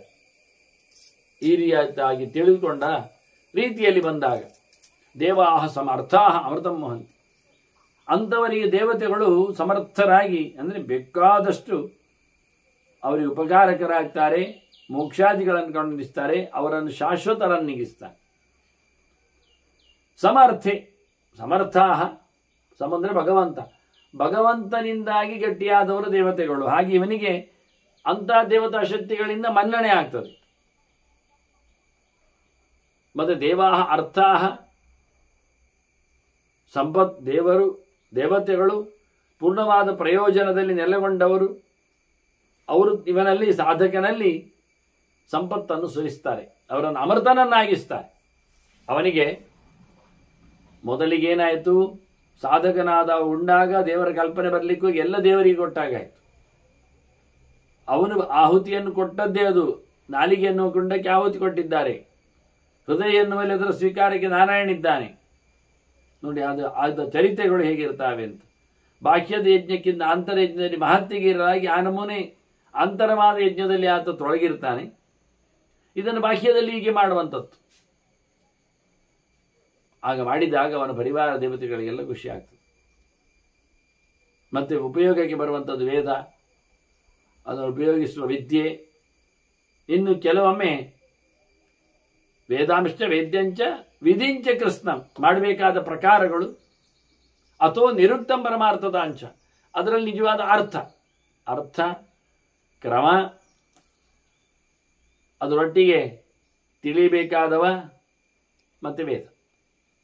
ಇದಿಷ್ಟನ್ನು ಯಾರು ಸರಿಯಾಗಿ ಉಪಯೋಗಿಸಿಕೊಳ್ತಾನೆ, ಅರ್ಥವನ್ನರಿತು ಪ್ರಯೋಗದಲ್ಲಿ ತಂದು ತಿಳಿಯಬೇಕಾದವನು ತಿಳಿದು ಮಾಧ್ಯಮವನ್ನು ಪಡೆದವನು ಅತ್ಯುತ್ತಮವಾಗಿ ದೇವತೆಗಳಿಗೆ ಪ್ರಿಯನಾಗ್ತಾನೆ. ಸರ್ವಂ ಶರೀರಾತ್ಮನಿ ಯಹ ಪ್ರವೇದ ತಸ್ಯ ಸ್ಮದೇವಾಃ ಸ್ಪೃಹಯಂತಿ ನಿತ್ಯ. ತನ್ನ ಒಳಗೆ ಅವನನ್ನು ನೋಡಿಕೊಳ್ಳಿಕ್ಕೆ ಪ್ರಯತ್ನಿಸಿದ್ದಾನೆ, ಬಿಂಬನನ್ನಾಗಿಸಿಕೊಂಡಿದ್ದಾನೆ. ಕರ್ಮಾಧ್ಯಕ್ಷನನ್ನು, ವಿಧಿಯ ಒಡೆಯ, ವಿಧಾನ ಜೊತೆಯಲ್ಲಿ ಅಲ್ಲಿ ಬಂದಿರತಕ್ಕಂತಹ ವಿಶೇಷವಾದಂತಹ ಅನುಸಂಧಾನಕ್ಕೆ ತಂದುಕೊಂಡ ಅರ್ಥ ಅದು ದೇವರೇ, ಅವನೇ ವಾಚ್ಯ ಯಾವತ್ತು ಮುಖ್ಯವೃತ್ತಿಯಿಂದ. ಅದರೊಟ್ಟಿಗೆ ವಿಶೇಷವಾಗಿ ಮಾತುಗಳೇ ಭಗವದ್ ಮೂಲಗಳು. ವೇದೋ ನಾರಾಯಣ ಸಾಕ್ಷಾತ್ ಹೇಳಿದ ಹಾಗೆ ಈ ರೀತಿಯಾಗಿ ಯಾರು ತಿಳ್ಕೊಂಡು ಹೋಮ ಹವನಗಳಲ್ಲಿ ತಮ್ಮ ಬದುಕನ್ನು ಸವೆಸಿಕೊಳ್ಳುತ್ತಾರೆ, ಅವರಿಗೆ ದೇವತೆಗಳೇ ಹತ್ತಿರ ಆಗ್ತಾರೆ, ಓಡಿ ಬರ್ತಾರೆ, ನಿಂತು ಬಿಡ್ತಾರೆ. ಯಾಕೆಂದ್ರೆ ಅವು ಎಲ್ಲ ದೇವತೆಗಳ ತತ್ವಗಳನ್ನು ಚಿಂತನೆಯಲ್ಲಿ ತಂದಿದ್ದಾನಾದ್ರಿಂದ ಅವರು ಬರಲೇಬೇಕಾಯ್ತು, ದೇವರಿಗೆ ಸಿಗಲೇ ಬೇಕಾಯಿತು. ಹೀಗೆ ಸುತ್ತಮುತ್ತಲಿನ ಎಲ್ಲವನ್ನು ಭಗವಂತನ ಸಮರ್ಪಿಸಿಕೊಳ್ಳುವ ಮೂಲಕ ಎತ್ತರತನವನ್ನು ಪಡೆದಿರುವವನು ಸುತ್ತಮುತ್ತಲಿನ ದೇವತೆಗಳನ್ನು ಕಾಣಿಸಿಕೊಳ್ಳುತ್ತಾನೆ. ದೇವರು ಭೂಮೌ ಅಸಕ್ತಂ, ನೆಲದಲ್ಲಿ ಸಿಗುವುದಿಲ್ಲ. ಮತ್ತೆ ದಿವಿಚ ಅಪ್ರಮೇಯಂ, ಮೇಲೆ ಲೋಕದಲ್ಲಿ ಬೆಳಕಿದ್ದವರಿಗೆ, ಜ್ಞಾನ ಇದ್ದವರಿಗೆ ಅದು ಪೂರ ತಿಳಿಯಲಿಕ್ಕೆ ಆಗಲಿಲ್ಲ. ಮೇಯಂ, ಅಮೇಯನ್ನ ಮತ್ತು ಅಪ್ರಮೇಯಂ, ಪೂರ್ಣವಾಗಿ ದೇವರನ್ನು ತಿಳಿಯಲಿಕ್ಕೆ ಆಗಲಿಲ್ಲ. ಹಿರಣ್ಮಯಂ, ಆನಂದ ಸ್ವರೂಪನು ಗುಣಾತ್ಮಕನಿದ್ದಾನೆ. ಯೋ ಅಂಡಜಂ, ಅಂಡ ಮಧ್ಯೆ, ಬ್ರಹ್ಮಾಂಡದಲ್ಲಿ ಜೀವನನ್ನು ತಂದುಕೊಟ್ಟವ, ಜೀವೋತ್ತಮನನ್ನಿಟ್ಟವ, ಬ್ರಹ್ಮಾಂಡದ ಒಡೆಯನನ್ನು ತಂದುಕೊಟ್ಟವ. ಅದೇ ಶರೀರಗಳಲ್ಲಿ ಪಿಂಡಾಂಡದಲ್ಲಿ ಇದ್ದುಕೊಂಡು ಸಹ ಅವನೇ ಪಿಂಡಾಂಡವನ್ನು ರಚನೆ ಮಾಡಿದ್ದರಿಂದ ಯಾವುದೇ ರೀತಿಯಾದ ಅಲ್ಲಿನ ತಪ್ಪುಗಳಿಗೆ ಬದ್ಧನಾಗಿ ಇರದೆ ವಾಸ್ತವವಾಗಿ ಅಂತಹ ಭಗವಂತ ಅವನನ್ನು ಪತತ್ರಿಣಂ ಅಂತಾರೆ. ಪಕ್ಷಿಣಂ ಅಂತರಿಕ್ಷೇ, ಮೇಲುಗಡೆ ಹಾಡುವವನ ಅಂತರಿಕ್ಷ ಅಂದರೆ ಹೃದಯ ಎನ್ನುವುದು ಅಂತರಿಕ್ಷ. ಇಲ್ಲಿ ಹಂಸನಾಗಿ ಹಾಕಿದ್ದಾನೆ ಭಗವಂತ. ಯೋವೇದ ಭೋಗ್ಯಾತ್ಮನಿ ದೀಪ್ತರಶ್ಮಿ. ಹೀಗೆ ಭೋಗ್ಯವಾದ ಈ ಶರೀರದಲ್ಲಿ ಒಳಗೋತಿರತಕ್ಕ ಭಗವಂತನನ್ನು ಯಾರು ನೋಡ್ತಾನೆ, ಕಾಣುತ್ತಾನೆ, ತಿಳ್ಕೊಳ್ತಾನೆ, ಅವನು ಬೆಳಕಿಗೆ ಬರ್ತಾನೆ, ಅವನಿಗೆ ಬೆಳಕಾಗ್ತದೆ, ಅವನು ಬೆಳಕು ಆಗ್ತಾನೆ ದೇವರ ಬೆಳಕಿನ ಜೊತೆಯಲ್ಲಿ. ಆವರ್ತಮಾನ ಮಜರಂ ವಿವರ್ತನಂ ಷಣ್ಣಾಭಿಗಂ ದ್ವಾದಶಾರಂ ಸುಪರ್ವ. ಈ ಜಗತ್ತನ್ನು ತಿರುಗಿಸ್ತಾ ಇದ್ದಾನಲ್ಲ ಕಾಲಚಕ್ರ, ಅದು 360 ದಿನಕ್ಕೆ ಅದು ಮುಗಿಯುತ್ತದೆ ಅದರ ಪರಿಭ್ರಮಣ. ಮತ್ತೆ 6 ತಿಂಗಳಲ್ಲಿ ಹಿಂದಕ್ಕೆ ಮುಂದಕ್ಕೆ ದಕ್ಷಿಣಾಯನ ಉತ್ತರಾಯಣಕ್ಕೆ ಹೋಗ್ತದೆ. ಹಾಗಾಗಿ 6 ಇದಕ್ಕೆ ನಾವಿ ಋತುಗಳು, 8 ಇದರ ಅರಗಳು, 8 ಅಲ್ಲ 12 ದ್ವಾದಶಾರಂ, 12 ತಿಂಗಳುಗಳು. ಸುಪರ್ವ ಒಳ್ಳೆ ಹಬ್ಬಗಳು, ರಾಶಿ ರಾಶಿ ಹಬ್ಬಗಳು, ಅದರಲ್ಲಿಯೂ ಗಂಟು ಗಂಟು ಇದ್ದಾಗೆ. ಅದು ಯಾವಾಗಿರ್ತದೆ? ದರ್ಶೇಷ್ಟಿಗಳಿಗೆ, ಅಮಾವಾಸ್ಯೆ ಹುಣ್ಣಿಮೆಗೆಲ್ಲ ಪ್ರತಿ ತಿಂಗಳಲ್ಲಿ 2 ಗೌಜಿಗಳಾಗ್ತವೆ. ಈ ರೀತಿಯಾಗಿ ಕಾಲಚಕ್ರದ ಪರಿಚಯವನ್ನು ಕೊಡ್ತಾರೆ. ಯಸ್ಯೇದ ವಾಸ್ಯೋಪರಿ ಯಾತಿ ವಿಶ್ವಂ ತತ್ ಕಾಲಚಕ್ರಂ ವಿಹಿತಂ ಗುಹಾಯ. ಇವನೋ ಕಾಲದ ಹತ್ತಿರದಲ್ಲಿ ಸುಳಿಯುವುದೇ ಇಲ್ಲ. ಎಷ್ಟು ಬಹಳ ಸಣ್ಣದಾದ ಬದುಕಿವನದ್ದು. ಹಾಗಾಗಿ ಎಲ್ಲವನ್ನು ತಾನು ತನ್ನ ನಾಲಿಗೆಯಲ್ಲಿ ಆಹುತಿ ಕೊಡುವ ಮೂಲಕ ಈ ಕಾಲಚಕ್ರಕ್ಕೆ ಬಹಳ ಖುಷಿಯಾಗಿರ್ತದೆ. ಇವನ ಇಡೀ ಬದುಕಿನ ಯಜ್ಞವನ್ನು ನಡೆಸಿಕೊಡುವಲ್ಲಿ ಮತ್ತೆ ಮತ್ತೆ ನಡೆಸಿಕೊಡ್ತಾ ಆತನ ಆಹುತಿಯ ಪ್ರಕಾರದಲ್ಲಿ, ಆತನ ಭೋಗದಲ್ಲಿ ಇಡೀ ಜಗತ್ತು ಸೇರಿಕೊಳ್ತದೆ ಅಂತ ದೇವತೆಗಳ ವಿಷಯದಲ್ಲಿ ಅಂದಾಗ. ಆ ಕಾಲಚಕ್ರ ಎಲ್ಲಿದ್ದಾನೆ ಕೇಳಿದ್ರಿ? ನಿಹಿತಂ ಗುಹಾಯ, ಗುಹೆಯಲ್ಲಿ ಯಾರು ಬರಬಾರದು ಅಂದ, ಕತ್ತಲು ಅಂದ. ಹಾಗಾಗಿ ಶಾಸ್ತ್ರದ ಗುಹೆಯಲ್ಲಿ, ಲೋಕದ ಗುಹೆ ಅಲ್ಲ, ಬೆಟ್ಟದ ಗುಹೆ ಅಲ್ಲ, ಮುಖ್ಯವಾಗಿ ಮತ್ತೆ ನಮ್ಮ ಹೃದಯ ಗುಹೆಯಲ್ಲಿ ನೆಲೆಗೊಂಡ ಬಗೆಯವನು. ಇಲ್ಲಿಯೇ ಟೈಮರ್ ಇಲ್ಲಿಯೇ ಉಂಟು. ಕಾಲಚಕ್ರಂ ನಿಹಿತಂ ಗುಹಾಯ, ಹೃದಯದ ಗುಹೆಯಲ್ಲಿ ಟೈಮ್ ಇಟ್ಟುಬಿಟ್ಟಿದ್ದಾನೆ ದೇವರು. ಬಾಂಬಿಗೆ ಇಡ್ತಾರಲ್ಲ ಟೈಮ್,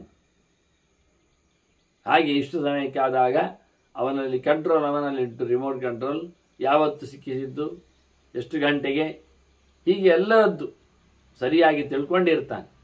ಇಂತಹ ಕಾಲಚಕ್ರ ಅವನು ಶಾಸ್ತ್ರದ ಗುಹೆಯಲ್ಲಿ ಇರುವುದನ್ನು ಆಚಾರ್ಯರು ಮಾತರಿಶ್ವಾಂ ಅಧಾಯತಿ ಅಂತ ಗುಹಾಸಂತಂ, ಹಾಗೆ ಹೃದಯ ಗುಹೆಯಲ್ಲಿರುವವನನ್ನು ಪ್ರಾಣನೇ ಪರಿಚಯಿಸಲಿಕ್ಕೆ ಈ ರೀತಿಯಾಗಿ ಕಾಲಕ್ಕನುಗುಣವಾಗಿ ಆಹುತಿ ಕೊಡುವ ಮೂಲಕ ಆ ಕಾಲವನ್ನು ಕಾಯ್ತಾ, ಕಾಲವನ್ನು ಮೆಚ್ಚಿಕೊಳ್ಳುತ್ತಾ, ಕಾಲಕ್ಕನುಗುಣವಾಗಿ ತನ್ನ ಧರ್ಮವನ್ನು ನಡೆಸಿಕೊಡ್ತಾ, ಆಶ್ರಮ ಧರ್ಮವನ್ನು, ಅವನು ಭಗವಂತನೇ ಅಚ್ಚುಮೆಚ್ಚಾಗ್ತಾನೆ. ಎಸ್ ಸಂಪ್ರಜಾನನ್ ಜಗತಃ ಶರೀರಂ ಸರ್ವಾಂಸಲೋಕಾನ್ ಅಧಿಗಚ್ಚದೀಯ, ಎಲ್ಲೆಡೆ ತುಂಬಿದ ಭಗವಂತನನ್ನು ಚೆನ್ನಾಗಿ ನೋಡಿಕೊಂಡ್ರೆ ಸಂಪ್ರಜಾನನ್, ಒಳಗೆ ಹೊರಗೆ ತುಂಬಿ ನಿಂತ ದೇವರನ್ನು ಕಾಣುವುದು. ಸಮಂದ್ರ ಸರತಿ ಅಂತ ಅರ್ಥ. ಪುರುಷಂ ಎಲ್ಲ ಒಳಗೆ ಹೋದವನು, ಪ್ರ ಅಂದರೆ ಪರಂ, ಹೊರಗೆ ಪೂರ ಆದವನು, ಹೊರಗೆ ಪೂರಾಗಿಕೊಂಡವನು ಭಗವಂತ ವ್ಯಾಪ್ತ, ಒಳಗೆ ತುಂಬಿಕೊಂಡವ ಭಗವಂತ ಅತ್ಯಂತ ಸೂಕ್ಷ್ಮ. ಇದನ್ನು ಚೆನ್ನಾಗಿ ಅರಿತು ಇದು ದೇವರ ಶರೀರ, ಇದು ದೇವರ ದೇಹ, ಇದು ದೇವರ ಪ್ರತೀಕ, ಇಡೀ ಜಗತ್ತೇ ಆಗಿ, ಜಗತ್ತೇ ಭಗವಂತನ ಅಧಿಷ್ಠಾನವಾಗಿ ನೋಡಿಕೊಳ್ತಾನೆ. ಹೀಗಾಗಿ ಯಾವ ವ್ಯಕ್ತಿಗೂ ಯಾವ ವಸ್ತುವಿಗೂ ಎಂದೂ ಸಹ ಹಿಂದಿನ ಕಥೆಯಲ್ಲಿ ನಾವು ನೆನಪಿಸಿಕೊಳ್ಳುವುದಾದರೆ, ಸುಮ್ಮನೆ ವನಪರ್ವಕ್ಕೆ ಓಡಿದರೆ ಹನುಮಂತ ಬಾಲ ಎತ್ತಲಿಕ್ಕೆ ಆಗುವುದಿಲ್ಲ ಹೇಳಿದಾಗ ಭೀಮಸೇನಲ್ಲಿ ಬಾಲ ಆಚಿಟ್ಟು ಹೋಗು ಅಂತ ಹೇಳಿದ್ದಕ್ಕೆ ಆಗುವುದಿಲ್ಲ ಅಂದ ಭೀಮ. ನಿಂಗೆ ಎತ್ತಲಿಕ್ಕೆ ಆಗುವುದಿಲ್ಲ ಅಂತ ಹನುಮ ತಮಾಷೆ ಮಾಡಿದರೆ ಹನುಮ ಹೇಳ್ತಾನೆ ಹಾರಿಕೊಂಡು ಹೋಗಯ್ಯ ಅಂತ. ಆಗ ಭೀಮ ಏನು ಹೇಳಿದ? ಹಾರುವುದಿಲ್ಲ ಅಂತ. ಹಾರಲಿಕ್ಕೆ ಆಗುವುದಿಲ್ಲ ಹೇಳಲಿಲ್ಲ, ಬಾಲ ಎತ್ತಲಿಕ್ಕೆ ಆಗಲಿಲ್ಲಿರುವ, ಆದರೆ ಹಾರಲಿಕ್ಕೆ ಆಗಲಿಲ್ಲ, ಆಗುವುದಿಲ್ಲ ಅಂತ. ಯಾಕೆ? ನಾನು ಬಾಲದಲ್ಲಿ ದೇವರನ್ನು ನೋಡ್ತಾ ಇದ್ದೇನೆ, ನಾನು ದೇವರಿಗೆ ಅಪಚಾರ ಮಾಡಿದಂತಾಗ್ತದೆ, ಕಾಲಿಗೆ ಇಡುವಾಗ ಗಲೀಜು ಕಾಣೋದಿಲ್ಲ ದೇವರಿಗೆ. ಅಂದರೆ ಅಲ್ಲ ರೀ, ಕಾಲೆತ್ತಿ ದಾಟುವಾಗ, ಒಂದು ಕಾಲು ಆಚೆ ಮಾಡುವಾಗ ಅಡಿಯಲ್ಲಿ ಬಾಲ ಹೋಗ್ತದಲ್ಲ, ತಪ್ಪಲ್ವ? ಇವನ ಮೂತ್ರಕೋಶಗಳೆಲ್ಲ ಅಡಿಯಲ್ಲಿ ಇರ್ಲಿಕ್ಕೆ ಹೋಗಿ ಅಪಚಾರ ಮಾಡಿದಾಗೆ ದೇವರಿಗೆ. ಅದರಲ್ಲೇ ಕಚ್ಚಾಕಿ ಮುಚ್ಚಿಡಿ, ಹೊಸ್ತಿಲು ದಾಟಬೇಡಿ, ಮಹಾಲಕ್ಷ್ಮಿ ಇರ್ತಾಳೆ ಎಲ್ಲ ಹೇಳುವ ಕ್ರಮಗಳು. ಇದನ್ನೆಲ್ಲ ಜನ ಗುರುತಿಸುವುದಿಲ್ಲ, ಇದನ್ನು ಭೀಮ ಗುರುತಿಸಿದ. ಹಾಗೆ ಇವನು ಸಹ ಎಲ್ಲೆಡೆ ತುಂಬಿದ ಭಗವಂತನನ್ನು ಕಾಣುವ ಮೂಲಕ ಎಲ್ಲ ದೇವರದ್ದು ಶರೀರವೇ ಅಂತ ಹೇಳ್ತಾನೆ, ಹೊರಗೆ ಕಾಣುವಂಥದ್ದು. ಆದರೆ ಸಂಪ್ರಜಾನನ್ ಚೆನ್ನಾಗಿ ದೇವರ ಅರಿವನ್ನು ಮಾಡಿಕೊಂಡಿದ್ದಾನೆ, ಒಳಗೆ ಹೊರಗೆ ನಿಂತ ದೇವರನ್ನು ಕಾಣುತ್ತಾ ಇದ್ದಾನೆ. ಹಾಗಾಗಿ ಅವನು ಎಲ್ಲ ಲೋಕಗಳನ್ನು ದಾಟಿ ಹೋಗ್ತಾನೆ ಮುಂದೆ. ತಸ್ಮಿನ್ ಹುತನ್ ತರ್ಪಯಂತೀಹ ದೇವಾನ್, ಅವನು ತನ್ನ ಬಾಯೊಳಗೆ ಹಾಕೊಂಡು ಆಹುತಿ ಆಗಲಿ, ತಾನು ಮಾಡಿರತಕ್ಕಂಥ ಚಿಂತನೆ ಆಗಲಿ, ತಾನು ಅನುಸಂಧಾನಕ್ಕೆ ತಂದಿರತಕ್ಕಂಥ ಮಾನಸಿಕ ಆಹುತಿಗಳಾಗಲಿ, ಇವೆಲ್ಲವೂ ದೇವತೆಗಳನ್ನು ತೃಪ್ತಿಪಡಿಸುತ್ತದೆ. ಹಾಗಾಗಿ ಎಲ್ಲ ದೇವತೆಗಳು ತೇವೇ ತೃಪ್ತ ತರ್ಪಯಂತ್ಯಾಸ್ತಿಮಸ್ಯ, ಎಲ್ಲ ದೇವತೆಗಳು ಇವನ ಬಾಯಿಗೆ ಸುರಿತಾರಂತೆ. ಇವನು ಮಾಡಿಕೊಂಡಂತಹ ವೈಭವದ ಆಹುತಿಗಳಿಗೆ ಇವನಿಗೆ ಎಲ್ಲವನ್ನು ಸಹ ಸಮರ್ಪಣೆ ಮಾಡಿಕೊಳ್ಳುವ ಹಾಗೆ. ನಾವು ತಿಳ್ಕೊಂಡದ್ದು ಕಾಡಿನಲ್ಲಿ ಏನೂ ಇಲ್ಲ, ಹೋಗಿಕೊಂಡವನಿಗೆ ತಿನ್ಲಿಕ್ಕಿಲ್ಲ, ಇನ್ನು ಸಾಯುವುದೊಂದೇ ಕತೆ ಇಲ್ಲಪ್ಪ, ದೇವತೆಗಳು ಸಮೃದ್ಧವಾಗಿ ಅವನಿಗೆ ಕೊಡ್ತಾರಂತೆ. ಇಲ್ಲಿ ನಾವು 4 ಊಟ ಮಾಡಿದರೆ ಕಾಡಿನಲ್ಲಿ 1 ಊಟ ಮಾಡಿದರೆ ಸಾಕಾಗ್ತದೆ. ಯಾಕೆಂದರೆ ಅಷ್ಟು ಕ್ಯಾಲೋರಿ ಅದರಲ್ಲಿ ಕೂತಿದೆ, ಅಷ್ಟು ಅಂಶಗಳಲ್ಲಿ ಇರ್ತವೆ. ಅತ್ಯಂತ ಶುದ್ಧವಾದ ಗಾಳಿ, ಕಷ್ಟ ಇಲ್ಲ. ಅರ್ಧ ಮುಕ್ಕಾಲು ವಾಸಿ ಗಾಳಿಯಲ್ಲೇ ಬದುಕಲಿಕ್ಕಾಗ್ತದೆ. ಆ ನಮೂನೆ ಔಷಧಿ ಅದು. ಆನಂತರ ಸುತ್ತಮುತ್ತಲಿನ ಮರಮಟ್ಟುಗಳ ಪರಿಮಳ ಅದರೊಟ್ಟಿಗೆ ಸೇರಿಕೊಂಡಿರ್ತದೆ. ಇನ್ನಷ್ಟು ಅವನಿಗೆ ಔಷಧ ಸಿಕ್ಕಿದಾಗೆ ರೋಗ ನಿರೋಧಕ ಶಕ್ತಿ ಅದರಲ್ಲಿದೆ, ಬದುಕುವ ಸಾಮರ್ಥ್ಯ ಅಲ್ಲಿ ಬರ್ತದೆ. ಖಾಲಿ ನೀರು ಕುಡಿದ್ರೆ ಸಾಕು ಅವನಿಗೆ. ಅದು ಹಾಗೆ ಮರಮಟ್ಟುಗಳ ಬೇರು ಕಾಂಡಗಳ ಮುಟ್ಟಿಕೊಂಡು ಮೆಟ್ಟಿಕೊಂಡು ದೂಡಿಕೊಂಡೆಲ್ಲ ಬಂದಂಥ ನೀರುಗಳು. ಸಹಜವಾಗಿ ನೀರು ಒಂದು ಬಗೆಯಿಂದ ಕಷಾಯ, ಗಾಳಿ ಒಂದು ಬಗೆಯ ಮದ್ದು. ಇನ್ನವನು ಕುಡಿಯುವ ನೀರು, ಮೀಯುವ ಕತೆ, ಇಟ್ಟುಕೊಳ್ಳುವ ರೀತಿ, ಪಡೆದಿರತಕ್ಕಂಥ ಮರಮಟ್ಟುಗಳ ಹಣ್ಣು ಹಂಪಲು ಮರ ಎಲೆಗಳು ಎಲ್ಲವೂ ಒಂದು ದೃಷ್ಟಿಯಿಂದ ಅವನಿಗೆ 10 ದಿನಕ್ಕೆ ಒಂದು ಸಾಕಿದ್ದಾಗೆ ನಮಗೆ. ಇವತ್ತು ನಾವೇನು 10 ದಿನದಲ್ಲಿ ಯಾವುದನ್ನು ಔಷಧವನ್ನಾಗಿ ಪಡೆದು ನಮ್ಮ ಶಕ್ತಿಯನ್ನು ವರ್ಧನೆಗೊಳಿಸ್ತೇವೆಯೋ ಅವನು ಅದನ್ನು ಒಂದೇ ದಿನದಲ್ಲಿ ಪಡಿತಾನೆ. ಆದ್ರಿಂದ ದೇವತೆಗಳು ಬಹಳ ಚೆನ್ನಾಗಿ ಅವನಿಗೆ ಅವಕಾಶ ಕೊಡ್ತಾರೆ. ಇವನು ಒಂದು ಸಣ್ಣ ತುತ್ತನ್ನು ಕೊಟ್ಟರು ಭಗವಂತನಿಗೆ ಅಂತ ಹೇಳಿಕೊಂಡು ಸಮರ್ಪಣೆ ಮಾಡಿಕೊಳ್ಳು ಅನುಸಂಧಾನ ಮಾಡಿದ್ರು ಅವರವನನ್ನು 100 ವರ್ಷ ಬದುಕುವಂತೆ ಮಾಡುತ್ತಾರೆ. ಇನ್ನು ಮುಂದಿನ ವರ್ಷಗಳಲ್ಲಿ ಹೇಳಿದ್ದ 75 ನಂತರ ಬಂದಾಗ 100 ಆಗುವವರೆಗೆ ಅಂತ ಹೇಳಿತ್ತು. ಹೀಗೆ ಅವನ ಯಜ್ಞದ ಪ್ರಕ್ರಿಯೆ ಬಗ್ಗೆ ಬಹಳ ಸುಂದರವಾದ ಮಾತನ್ನು ಹೇಳ್ತಾರೆ. ತೇಜೋಮಯ ನಿತ್ಯತನು ಪುರಾಣ ಲೋಕಾನ್ ಅನಂತಾನ್ ಅಭಯಾನ್ ಉಪೈತಿ. ಶಾಶ್ವತವಾದ ಹೆದರಿಕೆ ಇಲ್ಲದ ಮತ್ತೆ ಹಿಂದೆ ಬಾರದ ಲೋಕಗಳನ್ನೆಲ್ಲ ಇವ ಪಡಿಲಿಕ್ಕಿದ್ದಾನೆ. ತೇಜಸ್ವರೂಪನಾಗ್ತಾನೆ, ಶಾಶ್ವತವಾದಂತಹ ದೇಹವನ್ನು ಪಡೆಯುವವನಾಗ್ತಾನೆ. ಅಂದರೆ ಮೋಕ್ಷವನ್ನು ಪಡಿತಾನೆ ಅಂತ ಅರ್ಥ ಇಲ್ಲ. ಗಟ್ಟಿಮುಟ್ಟಾದ ಸಾಧನೆಯ ಶರೀರವನ್ನು ಪಡಿತಾನೆ, ಮುಂದುವರಿತಾನೆ. ಯಾರಿಗೂ ಬೈಯದೆ, ಯಾರಿಂದಲೂ ಬೈಸಿಕೊಳ್ಳದೆ ಬದುಕು ಏನು ಪರಿ ನೋಡಿದ್ರೆ ಅಗರ್ಹಣೀಯ. ಯಾಕೆ ಇವನನ್ನು ಬೈಬೇಕು ಯಾರಾದರೂ? ನೋಡುವಾಗಲೇ ವಿಚಿತ್ರವಾದ ಸ್ಪಿರಿಟ್ ಅನಿಸ್ತದೆ, ಕೈ ಮುಗಿತಾರೆ, ದೂರ ಇಡ್ತಾರೆ. ಹಾಗೆ ನಜ ಗರ್ಹತೆ ಅನ್ಯಾನ್, ಇವನು ಯಾರನ್ನು ಬೈಯುವುದಿಲ್ಲ. ಬೈಯಲಿಕ್ಕೆ ಹೋದ್ರೆ ಇವನಿಗೆ ಸಮಯ ಇಲ್ಲ ಅಂತ ಅರ್ಥ. ಇವನಲ್ಲ, ಭಗವಂತನ ಎಚ್ಚರ ಬರುವುದಾದ್ರೆ ಬೈಯಲಿಕ್ಕೆ ಬರುವುದೇ ಇಲ್ಲಲ್ಲ. ಸವೈ ವಿಪ್ರಹ ಪರಮಾತ್ಮನ ವೀಕ್ಷೇತ್. ಇಂಥವ ನಿಜವಾಗಿ ದೇವರನ್ನು ಕಾಣಲು ಸಮರ್ಥನಾಗ್ತಾನೆ. ವಿನೀತ ಮೋಹ ವ್ಯವನೀತ ಕಲ್ಮಶಃ, ಅಜ್ಞಾನ ಇಲ್ಲ, ಸಂಶಯ ಇಲ್ಲ. ಅಷ್ಟೇ ಅಲ್ಲದೆ ನಚೇಹ ನಾಮೂತ್ರಚ ಯೋರ್ತಮೃಚ್ಛತಿ. ಇಲ್ಲಿಯೂ ಹೋದಲ್ಲಿಯೂ ಯಾವುದೇ ರೀತಿಯಾದ ಪ್ರಯೋಜನಕ್ಕೋಸ್ಕರ ಏನು ಮಾಡುವವನಲ್ಲವ. ನನಗೆ ಸ್ವರ್ಗ ಬೇಕು ಅಂತ ಹೋಗುವುದಿಲ್ಲ, ಇಲ್ಲಿ ಮತ್ತೆ ಚಕ್ರವರ್ತಿಯಾಗಿ ಬರಬೇಕು ಅಂತಲೂ ಮಾಡಿಕೊಳ್ಳುವುದಲ್ಲವ. ಯಾವುದೇ ಫಲಾಪೇಕ್ಷೆ ಇಲ್ಲದ, ಯಾವ ಉದ್ದೇಶವನ್ನು ಇಟ್ಟುಕೊಳ್ಳದೆ ದೇವರ ಪ್ರೀತನಾಗಲಿ ಎನ್ನುವಂತೆ ಭಗವದ್ ದರ್ಶನದಲ್ಲಿ ಆತ ಸಂತೋಷ ಪಡ್ತಾನೆ, ಸಾಧನೆಯನ್ನು ಮಾಡ್ತಾನೆ. ಅರೋಷ ಮೋಹ, ಕೋಪ ಇಲ್ಲ, ತಾಪ ಇಲ್ಲ. ಸಮಲೋಷ್ಟ ಕಾಂಚನ, ಮಣ್ಣಾದ್ರೇನು ಚಿನ್ನಾದ್ರೇನು ಯಾವುದನ್ನು ಒಪ್ಪಿಕೊಳ್ಳದವ ಸಮಾನವಾದಂಥ ಯೋಗಕ್ಷೇಮ ಉಳ್ಳವ.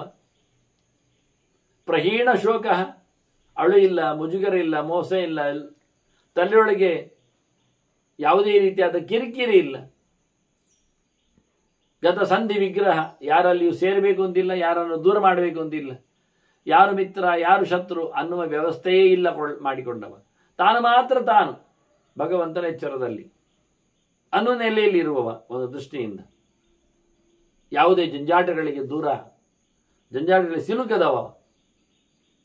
ಅಪೇತ ನಿಂದಾಸ್ತುತಿ ಅಪ್ರಿಯಾಪ್ರಿಯ, ಬೈಯುವುದಿಲ್ಲ, ಬಯಸಿಕೊಳ್ಳುವುದಿಲ್ಲ, ಸ್ತುತಿಸುವುದಿಲ್ಲ, ಸ್ತುತಿಗೆ ಒಗ್ಗುವುದಿಲ್ಲ, ಯಾರನ್ನು ಪ್ರಿಯ ಅಂತ ಹೇಳುವುದಿಲ್ಲ, ಯಾರನ್ನು ಅಪ್ರಿಯ ಹೇಳುವುದಿಲ್ಲ. ಅಂಥವನೇ ವಿಶೇಷವಾದಂತಹ ವ್ಯಕ್ತಿ. ಚರನ್ ಉದಾಸೀನವತ್ ಯೇಷ ಭಿಕ್ಷುಕ ಅಂತಾರೆ ವ್ಯಾಸರು. ಇವನೇ ಭಿಕ್ಷು ಅಂದರೆ. ಭಿಕ್ಷುಕ ಅತ್ಯಂತ ಸಣ್ಣನಾದವ, ಅದು ಆನಂದಭರಿತನಾದವ. ಬೇಡುವವ ಭಿಕ್ಷುಕ. ಭಿಕ್ಷು ಅಂದರೆ ಸನ್ಯಾಸಿಗೆ ಹೇಳ್ತಾರೆ. ಈಗ ಬೌದ್ಧ ಭಿಕ್ಷುಗಳಲ್ಲಿ ಅದರ ಹೆಚ್ಚು ಚಾಲ್ತಿ ಇದೆ. ಭಿಕ್ಷುಕ ಅಂದರೆ ನಟ್ಟು ನಾಯಿ ಅಂತೇಳಿ ಬೇಡುವವ ಅಂತಾರೆ. ಮತ್ತೆ ಭಿಕ್ಷು ಏನು? ಭಿಕ್ಷು ಅದ್ವಯ. ಭಿಕ್ಷು ಎರಡು ಒಂದೇ, ಬಾಲಕ ಬಾಲ ಇದ್ದಾಗೆ. ಆದರೆ ಒಂದು ಚೂರು ಕ್ಷೋಭೆಗೆ ಒಳಗಾಗದವ, ಯಾವುದೇ ಭಯವನ್ನು ಪಡೆಯದವ, ದೇವರ ದೀಕ್ಷೆಯನ್ನು ಹೊತ್ತವ, ನಿರ್ಭಯವಾದ ಸಂಸಾರದಲ್ಲಿ ಬಂದವ, ಉಳಿದವರಿಗೆ ಭಯವನ್ನು ಹುಟ್ಟಿಸುವವ. ಅಂದರೆ ಹುಟ್ಟಿಸುವುದಿಲ್ಲ, ಅವರಿಗೆ ಹುಟ್ಟುತ್ತದೆ, ದೂರದಲ್ಲಿರ್ತಾನೆ, ಸುದ್ದಿ ಬರುವುದಿಲ್ಲ. ಹಾಗೆ ಇನ್ನೊಬ್ಬರಿಗೆ ಉದ್ವೇಜನೆಗೊಳಿಸ್ಲಿಕ್ಕೆ ಇವನು ಮಾಡಿದ್ದಲ್ಲ, ಸಹಜವಾಗಿ ಬೆಂಕಿಯಾಗಿ. ಅದರ ತೇಜೋಮಯ ಅಂದ್ರೆ ಬೆಂಕಿಯಾಗಿ ಅಂದರೆ ಸುಡಬೇಕು ಅಂತಿಲ್ಲ, ಸುಡ್ತದೆ ಎನ್ನುವುದೇ ದೂರದಲ್ಲಿರ್ತಾನೆ. ಹಾಗೆ ಇವನೇ ಅಂತ ಹೇಳುತ್ತಾ ಸನ್ಯಾಸ ಧರ್ಮದ ಚಿಂತನೆಯನ್ನು, ಅವನ ಎತ್ತರವನ್ನು ತಿಳಿಸಿಕೊಟ್ಟ ವ್ಯಾಸರು ಭಗವಂತನ ವಿಷಯದಲ್ಲಿ ಹೇಳುವಾಗ ಇಲ್ಲಿ ನೆಲೆಗೊಂಡವನು ಕ್ಷೇತ್ರಜ್ಞ, ಎಲ್ಲವನ್ನು ತಿಳಿದವ ಭಗವಂತ, ಅಂತರ್ಯಾಮಿ, ಬಿಂಬರೂಪ. ಅವನು ಪ್ರಕೃತೇಸ್ತು ವಿಕಾರಾಯೇ ಕ್ಷೇತ್ರಜ್ಞಾತೈ ಅಧಿಷ್ಠಿತ. ಈ ಎಲ್ಲದರಲ್ಲಿ ಅವನಿದ್ದಾನೆ. ಪ್ರಕೃತಿ ವಿಕಾರಗಳು, ದೇಹಗಳು, ದೇಹದ ಇಂದ್ರಿಯಗಳು, ವಸ್ತುಗಳು, ಭೂತಗಳು ಎಲ್ಲ. ಆದರೆ ಅದರಲ್ಲಿ ದೇವರಿದ್ದಾನೆ. ಇವುಗಳಿಗೆ ದೇವರು ಗೊತ್ತಿಲ್ಲ, ದೇವರಿಗೆ ಒಬ್ಬರು ಗೊತ್ತುಂಟು. ವಿಷಯ ಇಷ್ಟೆ. ನಚೈವ ತೇ ಪ್ರಜಾನಂತಿ ನಚೈನಂತೆ ಪ್ರಜಾನಂತಿ. ಎಲ್ಲದರಲ್ಲಿ ತುಂಬಿದ ದೇವರನ್ನು ಅವುಗಳು ತಿಳ್ಕೊಂಡಿಲ್ಲ. ಹೌದು, ಸತ್ಯ. ಮಣ್ಣಿನಲ್ಲಿ ದೇವರಿದ್ದಾನೆ. ಮಣ್ಣು ಜಡ, ಅದಕ್ಕೆ ಗೊತ್ತಾಗ್ತದ? ಮಣ್ಣಿಗೆ ಗೊತ್ತಾಗುವ ಕಥೆಯೇ ಗೊತ್ತಿಲ್ಲ. ಒಂದು ಬೆಟ್ಟ, ದೇವರಿದ್ದಾನೆ. ಬೆಟ್ಟ ಗೊತ್ತುಂಟ ನನ್ನಲ್ಲಿ ದೇವರುಂಟು ಅಂತ? ಇಲ್ಲ. ಬೆಟ್ಟಕ್ಕೆ ಗೊತ್ತಿರುವುದು ಬೇಕಾಗಿಲ್ಲ. ಆದರೆ ಬೆಟ್ಟದ ಅಭಿಮಾನಿ ಇದ್ದಾನಲ್ಲ ದೇವತೆಗೆ, ಅಲ್ಲಿ ಬನ್ನಿ. ಎಲ್ಲ ಜಡ ಪದಾರ್ಥಗಳಲ್ಲಿಯೂ, ಜಡ ಕಣಗಳಲ್ಲಿಯೂ, ಮಣ್ಣು, ನೀರು, ಗಾಳಿ, ಬೆಂಕಿ, ಆಕಾಶಗಳಲ್ಲಿಯೂ ಆಯಾ ದೇವತೆಗಳು ಅಲ್ಲಿದ್ದಾರೆ. ಅಗ್ನಿ, ವಾಯು ಮುಂತಾದವರು. ಅವರಿಗೂ ಒಳಗೆ ನಿಂತಿರುವ ದೇವರು ಗೊತ್ತಿಲ್ಲ, ಪೂರ ಗೊತ್ತಿಲ್ಲ. ಉಂಟು ಗೊತ್ತಷ್ಟೆ. ಯೋ ವಾಯೋತಿಷ್ಠನ್ ಎಂ ವಾಯುರ್ನವೇದ ಅಂತ ಹೇಳಿದ ಹಾಗೆ, ಎಸ್ ವಾಯುಶರೀರಂ ಯಶದ ಆತ್ಮ ಅಂತರ್ಯಾಮಿ ಅಮೃತ ಅಂತೇಳಿ ಅಂತರ್ಯಾಮಿ ಬ್ರಾಹ್ಮಣದಲ್ಲಿ ಎಲ್ಲಿವರೆಗೆ ಅಂದರೆ ಆತ್ಮನಲ್ಲಿಯೂ ಜೀವನಲ್ಲಿಯೂ, ಜಡದಲ್ಲಿ ಮಾತ್ರ ಅಲ್ಲ ಜೀವನಲ್ಲಿಯೂ ದೇವರಿದ್ದಾನೆ.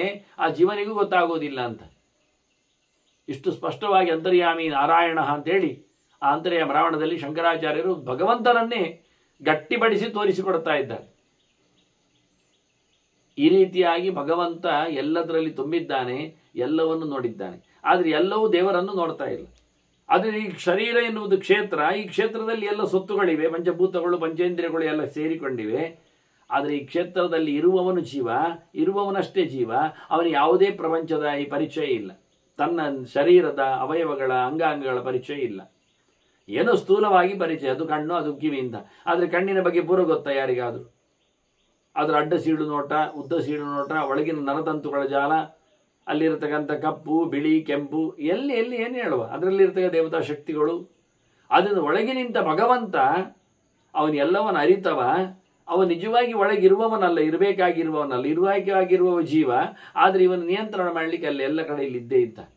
ಈ ರೀತಿಯಾಗಿ ಭಗವಂತನ ಪ್ರಕೃತಿ ವಿಲಕ್ಷಣನ, ಆದರೆ ಪ್ರಕೃತಿ ಅವನ ಅಧೀನವಾಗಿರುವ ಬಗೆಯನ್ನು ಆರಂಭ ಮಾಡಿದ್ದಾರೆ. ಹೀಗೆ ದೇವರ ಸುದ್ದಿಯ ಬಗ್ಗೆ ವ್ಯಾಸರು ಮುಂದಕ್ಕೆ ಶುಕನಿಗೆ ವಿಷಯಗಳನ್ನು ತಿಳಿಸ್ತಾರೆ. ಇವತ್ತಿನ ಚಿಂತನೆಯನ್ನು ಮುಗಿಸಿ ಮತ್ತೆ ನಾಳೆಗಾಗಿ ಬರುವ ವಂದನೆಗಳೊಂದಿಗೆ ಶ್ರೀಕೃಷ್ಣ ನಾರಾಯಣ ನಾರಾಯಣ.